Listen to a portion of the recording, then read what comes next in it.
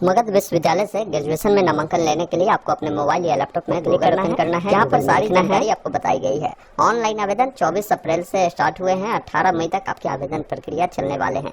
नीचे जब आएंगे तो और भी जो जानकारी है आपको बताई गई है। बाकी मैं अप्लाई करने में सभी प्रॉब्लम जो आपके आते हैं ना उसका समाधान और सभी जानकारी डिटेल में मैं आपको समझाऊंगा। यहीं पर देखिए ऑनलाइन अप्लाई का लिंक है, आप इस पर क्लिक करेंगे डायरेक्ट आ जाएंगे मगध विश्वविद्यालय बोर्ड गया का ऑफिशियल वेबसाइट पर, जहां पर बीए बीएससी बीकॉम जैसे पाठ्यक्रम के लिए आप अप्लाई प्रक्रिया पूरा कर सकते हैं। सेशन आपका 2026 से 30 होने वाला है, ये विशेष तौर पर आपको ध्यान रखना है। अगर आपको सीटें देखना है तो यहाँ पर सीटों की जानकारी भी आपको मिल जाएगी। जैसे मगध विश्वविद्यालय के तहत आप किस जिला में नामांकन लेना चाहते हैं वो आप बताएंगे। हालांकि मगध विश्वविद्यालय का हर जिला में कॉलेज है नहीं, कुछ ही जिला है, वहाँ पर आप जो है ये कोर्स कर सकते हैं। वो कौन कौन से जिला है वो आगे मैं बताऊंगा। अब अप्लाई करना है तो देखिए online application for UG admission वाले विकल्प पर क्लिक करेंगे, जहाँ पर आपके सामने गाइडलाइन आएगा। यहाँ से कंटिन्यू टू फॉर्म पर आपको क्लिक करना है। अब बताना है कि आपने जो 10वीं पास किया है किस बोर्ड से किया है, बोर्ड का नाम चुनेंगे, किस साल आपने 10वीं उत्तीर्ण किया है और पासिंग ईयर चुना है, 10वीं का आपका रोल कोड और रोल नंबर क्या है, तो इस बॉक्स में आपको जो है रोल कोड लिखना है और यहाँ पर जो भी रोल नंबर है रोल नंबर लिखना है। दोबारा से यहाँ पर रोल कोड और यहाँ पर रोल नंबर आपको लिखना है। फिर इस कैप्चा कोड को फिल कर इस चेकबॉक्स पर टिक कर प्रोसीड टू फॉर्म पर क्लिक करना है। आपके सामने आपका जो जानकारी है वेरीफाई के लिए आता है, उसको चेक करें, सब कुछ सही है तो इस प्रोसीड टू फॉर्म वाले विकल्प पर आपको क्लिक करना है। अब देखिए कैंडिडेट का जो नाम है उनके सर्टिफिकेट मार्कशीट पे उसके अकॉर्डिंग उसका जो जानकारी है आपको देना है। जैसे आपका जो भी नाम है मैट्रिक के सर्टिफिकेट मार्कशीट के अकॉर्डिंग अपना नाम लिखेंगे, पिताजी का नाम देंगे, यहाँ पर माताजी का नाम लिखना है। जो भी डेट ऑफ बर्थ है कैलेंडर आपको मिल जाता है। सबसे पहले जो भी आपका साल होना इसको आप यहाँ से इस प्रकार बढ़ा घटा सकते हैं। जो महीना हो जो डेट हो इस प्रकार आप उसका चुनाव करेंगे। जेंडर आपको बताना होगा कि लड़का है तो मेल, लड़की है तो फीमेल चुनेंगे। रिलीजन यानी किस धर्म से बिलोंग करते हैं, जैसे आप हिंदू, मुस्लिम, सिख, ईसाई, जैन, बौद्ध, जो भी धर्म आपका होगा उसको आपको बताना है। कैटेगरी बताना है, जैसे आप हो सकते हैं जनरल वाले हो, बीसी 1 वाले हो, ईबीसी वाले हो या एससी एसटी वाले हैं, तो वो चीज़ें आपको यहाँ पर बताना होगा कि किस कैटेगरी से आप बिलोंग करते हैं। बाकी सब कैटेगरी अगर आप का है, जैसे कोई मान लीजिए गर्ल्स है या कोई फिजिकल हैंडीकैप है जिसे हम लोग दिव्यांग के नाम से जानते हैं तो बताए, नहीं तो नॉट अप्लीकेबल यहाँ पर चुन दे। पूछता है कि क्या आप अल्पसंख्यक श्रेणी से आते हैं तो एस करें, नहीं तो नो वाले विकल्प पर ही टिक रहने देना है। फिर पूछता है कि आप किस स्टेट के निवासी है, मतलब जिस राज्य के आप निवासी है, बिहार के हैं तो बिहार चुने। अब आपके पास जो निवास प्रमाण पत्र है उसका संख्या यहाँ पर बताएंगे कि क्या है निवास प्रमाण पत्र का संख्या, यहाँ पर आप बताएंगे। देखिए है तो ठीक है, नहीं है तो यहाँ पर देखिए स्टार नहीं बना है, यहाँ पर स्टार बना है, यहाँ पर नहीं बना है, मतलब नहीं है तो छोड़ सकते हैं, तो आप जरूर इसकी जानकारी दीजिए। आधार नंबर आपको यहाँ पर लिखना है। कॉन्टैक्ट डिटेल में आपका जो भी एड्रेस है, जैसे परमानेंट एड्रेस यहाँ पर पूछ रहा है, जो भी स्टेट हो, जो भी आपका जिला पड़ता है, जिला का जो नाम है चुनना है और अपना प्रॉपर एड्रेस लिखेंगे। जैसे हो सकता है शहरी क्षेत्र वाले होंगे तो आपका हो सकता है आपका जो सेक्टर हो या आपका वार्ड नंबर हो बता सकते हैं। ग्रामीण क्षेत्र वाले हैं तो आप ऐसे भी वार्ड नंबर लिख सकते हैं, अपना विलेज लिख सकते हैं, पोस्ट ऑफिस लिख सकते हैं, पुलिस स्टेशन लिख सकते हैं और नीचे में अपना पिन कोड आप देंगे।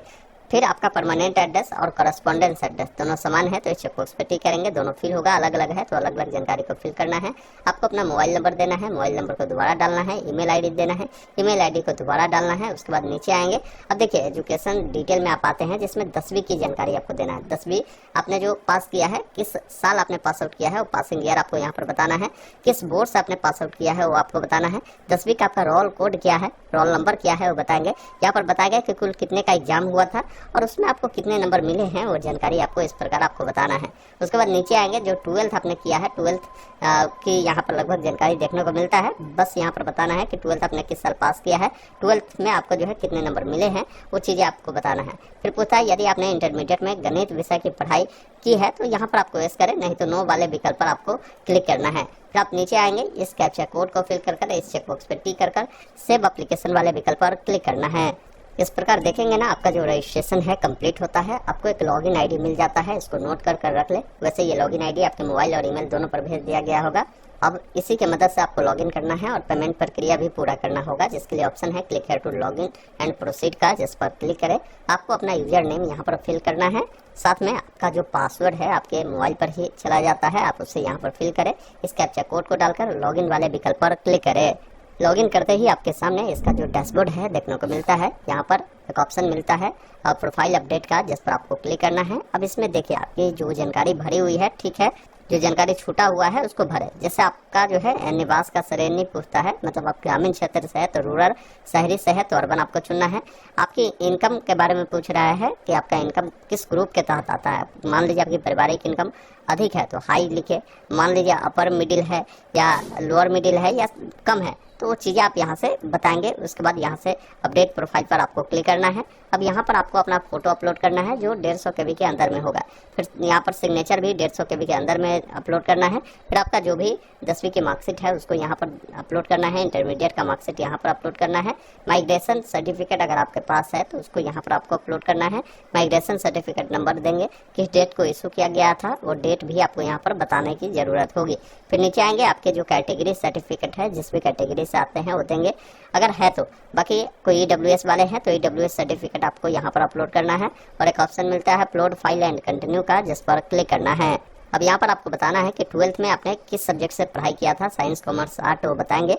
बाकी आपको जो है कितने नंबर मिले थे वो जानकारी यहाँ पर देखने को मिलता है। कुल कितने का एग्जाम हुआ था वो बताना है। उसके बाद देखिए आपको सब्जेक्ट बताना है जो आपने 12वीं में पढ़ाई किया था। जैसे मैंने साइंस से पढ़ाई किया था तो यहाँ पर मैंने फिजिक्स पढ़ा था, तो फिजिक्स 100 नंबर का था, उसमें हमें मान लीजिए 80 नंबर मिले हैं तो मैं यहाँ पर 80 बताऊँगा। फिर मैंने केमिस्ट्री पढ़ा था तो यहाँ पर देखूंगा केमिस्ट्री का है, केमिस्ट्री में हमें 70 नंबर मिले हैं तो उसको यहाँ पर बताएंगे।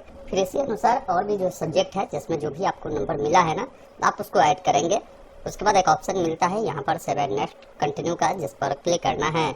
इस प्रकार आपका ये जानकारी भी सेव हुआ। अब आपकी एजुकेशनल जानकारी यहाँ पर देखने को मिलता है। सिंपली 7 कंटिन्यू पर आपको क्लिक करना है। अब देखिए यहाँ पर क्या है ना कि कॉलेज का चॉइस आपको करना है और साथ में सब्जेक्ट का भी चुनाव करना है। मेजर सब्जेक्ट मतलब होता है कि जो मेन सब्जेक्ट आपका होता है ना वो। उसके बाद यहाँ पर देखेंगे ना पूछता है कि कौन सा कोर्स आपको करना है। जैसे आपको BA करना है, BSc करना है, BCom करना है, वो चीज़ें आप यहाँ पर बताएंगे। तो जो भी कोर्स करना है उसको चुनेंगे। बाकी सब्जेक्ट ग्रुप में आप बताएंगे कि कौन सा सब्जेक्ट आप रखना चाहते हैं, उसको चुनेंगे। उसके बाद आपको जो नामांकन चाहिए किस जिला के कॉलेज में चाहिए, तो मगध विश्वविद्यालय का यही जो 5 जिला है, जैसे गया है, औरंगाबाद है, नवादा है, अरवल है, जहानाबाद है, जहाँ पर कॉलेज चलती है तो आप यहाँ पर जाकर आप पढ़ाई जो है कर पाएंगे। तो बाकी आप जिस भी जिला में चाहते हैं नामांकन लेना उस जिला का चुनाव करेंगे। उस जिला का तहत जो भी कॉलेज आएगा वो देखने को मिलेगा। अब इसको यहाँ से ऐड करेंगे। फिर 2 में जो कॉलेज देना चाहते हैं उसको ऐड करेंगे। 3 में जो कॉलेज देना चाहते हैं वो कॉलेज चुनेंगे, उसको ऐड करेंगे। इस प्रकार क्या है ना कि कॉलेज का चुनाव आप कर लेंगे। आप कम से कम मैं कहूँगा कि 10 कॉलेज आप जरूर चॉइस करिए और मैक्सिमम हो सके तो 20 कॉलेज भी आप दे सकते हैं। उसके बाद 7 कंटिन्यू वाले विकल्प पर क्लिक करेंगे। अब आपके सामने फॉर्म का प्रीव्यू आता है। एक बार अपनी तमाम जानकारी देखें।